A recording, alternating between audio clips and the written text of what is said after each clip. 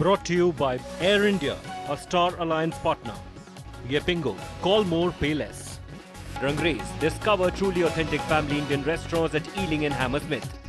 Darshan Azad, solicitors and advocates, always puts you first.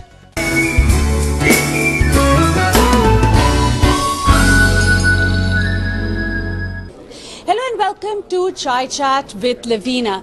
With Brexit and uncertainty looming high here, the question about how it's going to pan out relationship with India is a big discussion that happened in Chatham House, and it's happening now.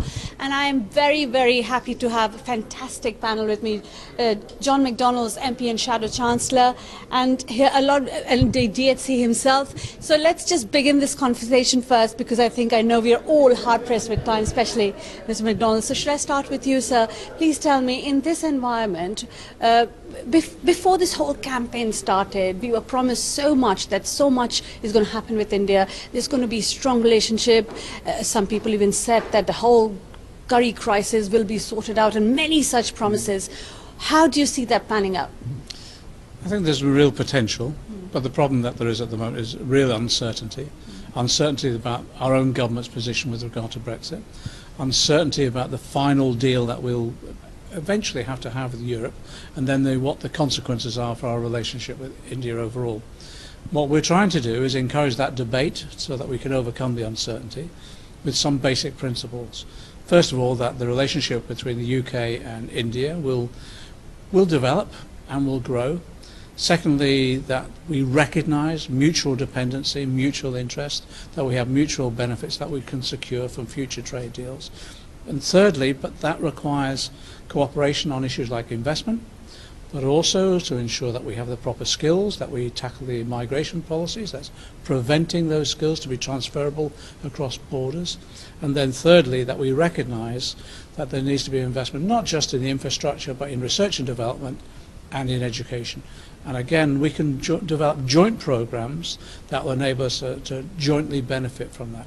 The issues for us are about how do we develop a high-tech economy where we have high skills, and as a result of that, yes, high prosperity. Well, very difficult to do all of that as of now, but I'm going to come to you, Ms. Patnaik, but let me just go here and see how, in this environment of uncertainty, when we are not even clear whether the deals will be able to happen in these 2 years of transition, how confident are you that countries like India would wait? Well, we'd like to believe that they will, but we really know that they won't. They're looking to form partnerships with us, and we're looking to form partnerships with countries like India, so we can diversify our ideas and really access the talent that's out there. So we really need for this whole thing to be sorted out as quickly as possible, and we're really looking for clarity, as much clarity as possible, so we can plan, and then we can do something about it. But we can't do that until we've really got a clear plan. Yes, clarity is the question. Well, I think we see a lot of opportunities in the sense that we're using Indian diaspora here, which is very different than it was, say, 10 years ago, 20 years ago. Indian diaspora today is, say, about 22 million, but half of them are professionals, all of them highly skilled professionals in every sector, law to technology. Secondly, what we have seen, actually, if you see, the Indian diaspora, professional diaspora now, they are the highest paid in the 30%. The median income is the highest for them. And all communities, it's government of UK statistics I'm quoting, that is every community has 20 to 25% professionals. The Indian community has 30 to 35%. So I thought the idea of Indian Professionals Forum came that we are trying to use this group as a catalyst for bringing India and UK together, because these are all entrepreneurs, they are all technology people, they are thinkers, they are academicians, they have achieved their thing. So we are using the same principle like Silicon Valley. Silicon Valley, about 20% of the new companies that are set up every year are run by Indians. Here it's a minuscule, but that is the extent that we want to reach. And I think there's an opportunity. I think John McDonnell did mention that we have an opportunity Brexit or no Brexit, to have that relationship between India and UK because of some of this traditional thing, but because of this technology-driven, skill-driven diaspora here, which becomes the link. Yes, of course, and there's the opportunity definitely exists, but I really got struck by what you said, Mr. Patnaik, ki tali do haath se bajti hai. You know, you can clap with two hands, and there's a stagnation at this point. Where are you coming from on this? No, I'm very clear about one thing. The potential between UK and India is immense. We should have a relationship which is like UK had with the US. Very close partners, deals in every sector, whether it's education, industry, finance, you name it. We should be the closest of partners. We share a long history together. We know each other very well. The top entrepreneurs of India are always in UK. UK knows India extremely well. UK is the third largest investor in India, doing a lot of things. We should be close, but we aren't. Yeah, that's what the resonance was. So we had hoped that things will take off. Brexit has put a little break. It's slowed down things. The UK government does not now have the capacity to do anything beyond Brexit. We are talking with them on various issues. We are hopeful that we'll work things out. But we find that the signals which are coming from the government, from industry, from everybody, is that wait and watch. We don't know what is going to happen. The uncertainty pervades everything. And so we are hopeful that when the clouds clear, when the mist rises, that we will be able to put in place a system which will take us to the next level of relationship. And what could that system be, Mr. McDonnell? What is it that will take this to the next level and notch? Okay, it's a trade agreement of mutual benefit in which we develop joint investments, particularly investing in new technology and research and development. But that trade agreement needs to be one in which we feel it would enable us to prosper together, but share that prosperity together.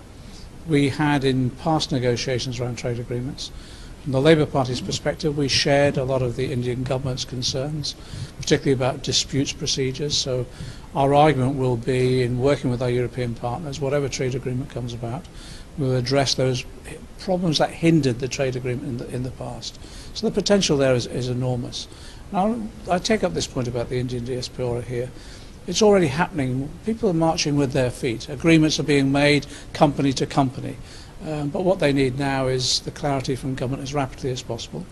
We've said from the Labour Party that the negotiations should be concluded quickly, but if we need a transition period of remaining within the single market and the customs union for 2 years, at least that will give us some certainty and the rest of the world certainty, and during that period it will enable us then to work with our European partners in its new relationship that we'll have with India. The potential is enormous, but we've got to move beyond the current period of almost paralysis in government in this country as a result of Brexit. Yes. Yes, of course, these two, we can't do anything. I think no one has any clarity on this paralysis that exists. But there is there's a possibility that Labour government could be in a reality in near future. What would be your view with regards to immigration and the whole visa system, which has been a big concern between the two countries? We've made it very, very clear, for example, in terms of Indian students, that we do not want them classified as migrants, as they are at the moment. First of all, it distorts the immigration figures, and it feeds an unhealthy debate. That's the first thing. The second thing is we want to ensure that we have an exchange of talent. That's the most important thing now, and it benefits both our countries. So we want an immigration system which does not impede the ability for us to draw upon the talents of India, just as India draws upon our talents as well. In that way we can get joint cooperation.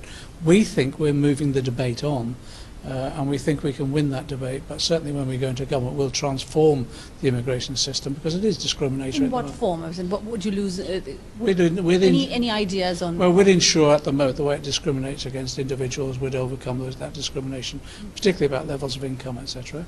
But also, as I say, this issue about counting students as migrants, it undermines the whole concept of what migration is all about, and I think it acts as a deterrent. It gives an indication of almost that Indian students feel unwelcome as a result of that. And education, well, education is a resource like anything else. And what we're finding now, and it's the same, I have to say, with some European students who would have liked to have come here, because of the whole atmosphere around this particular issue, they'll go elsewhere. I'm going to take this to you and say, and in the end I want to come to the visa issue with you, but always, but how important do you think is this whole immigration, and especially the whole sentiment of immigration within the two countries? How do you think that will impact the relationship? Also, is it possible, because that the whole promise was that we should have the same kind of immigration with the Commonwealth countries, including India, like with EU. Do you think that's possible to be achieved? I think it's possible. I would hope it is. So Airbus has 16,000 people in the UK, and we're recruiting people from around the world all the time. And we really need access to the top talent. That's really what's going to help us to grow our business in the UK. We need talent and ideas, and that doesn't happen just over the phone, doesn't happen by computer. We need people here, and we need to send Brits out into India as well. So we really need to form those intellectual relationships that will drive the ideas of the future. I think the situation today is a kind of lose-lose for both countries. One is the institutions here, of elite institutions and institutions of that, are not getting the students, or therefore they're not getting the funds that they need for running the education. So they are actually starved of the good students, and India doesn't need 1 million skilled labor, it is 100 million skilled labor. So we are in a lose-lose situation. I think John did mention about this visa thing, but there are two things which I think will help. One is investment by government in technology partnership, right? If we could create a technology partnership, we are planning, we are giving a one of the examples of creating a fund where we would like two governments put 20% of the money, 80% will be generated by the private sector, and we would like the entrepreneurs of both countries to work on projects which are on advanced technology, robotics, whatever, in looking at skills of both sides. But that means investment by governments. Then only the private sector feels much more comfortable in doing that. So that would be one thing. And secondly, the skills. I mean, basically, I think common sense will sort of come back at some point. Do that. Theresa May, in her last visit also, didn't give very positive signs about the whole visa and immigration thing. How much impact do you think this entire issue could have on the relationship going forward? See, let me make it very clear. Immigration is an issue which UK has to decide for itself. It's not my job to tell the UK what immigration policy it has. But from what I hear from everybody, whether it's politicians, businessmen, technical experts, is that UK wants the best and brightest in the world to come to UK to help the UK industry rise. So, which means that UK needs people to come in. So their policy has to depend on what they require, not on what I require. If my students, Indian students, don't come here, they have options. Indian students are now going to places. Germany is going to have more students than UK. I mean, can you imagine a situation where Germany and France are going to have more students than UK? China already has more students than UK. New Zealand, Australia, Canada, UAE, you know, the world is our oyster. The Indian students can go anywhere. It's not that I need to push them into UK. It's up to UK to decide where its interests lie. And that's a decision they have to take. And from wherever, whomsoever you hear, whether you're from university, you're from academicians, you're from business, they all want the best and brightest to come. And to be immodest, the best and brightest in the world come from India.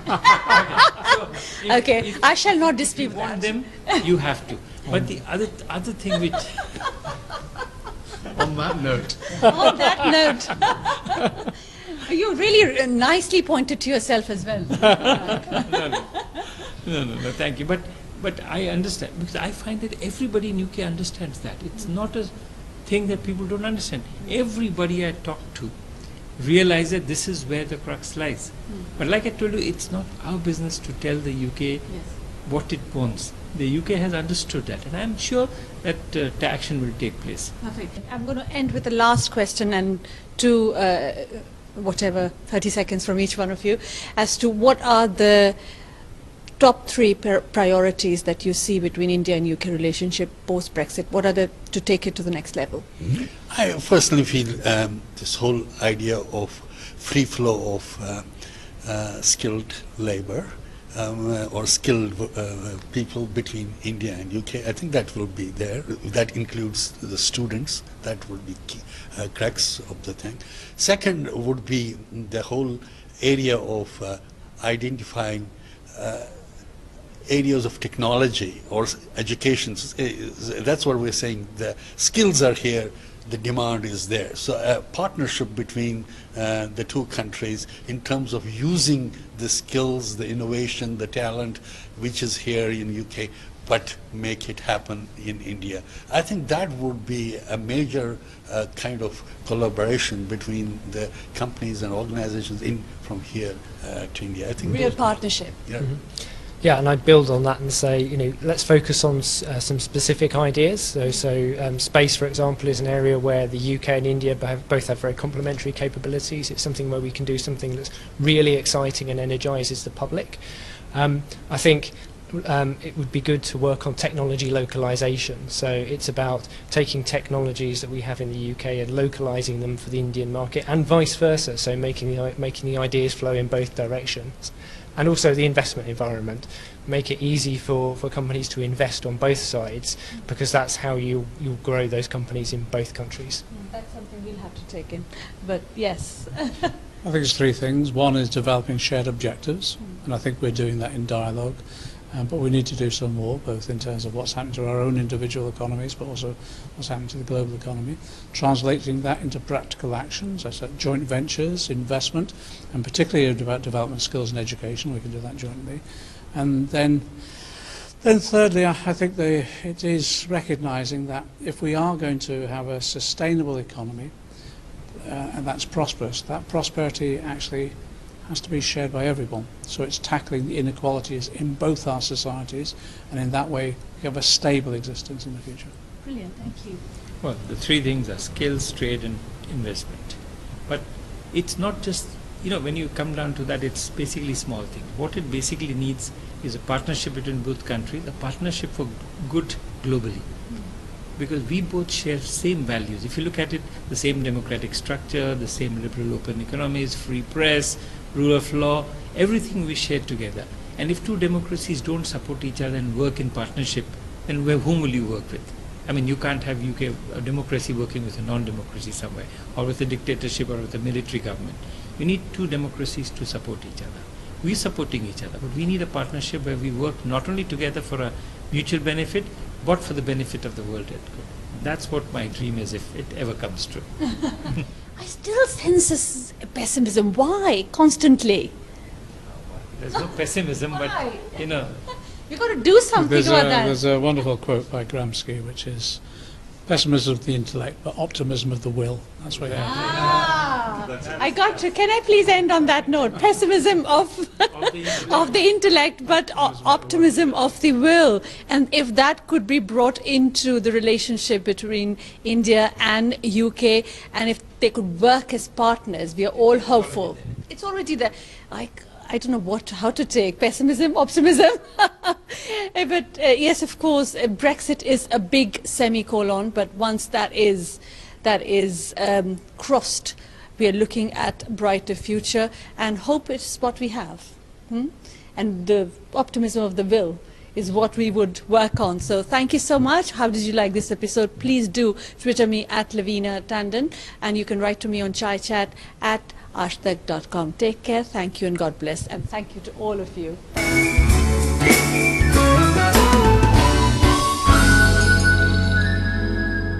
Brought to you by Air India, a Star Alliance partner. Yepingo, call more, pay less. Rangrace, discover truly authentic family Indian restaurants at Ealing and Hammersmith. Darshan Azad, solicitors and advocates, always puts you first.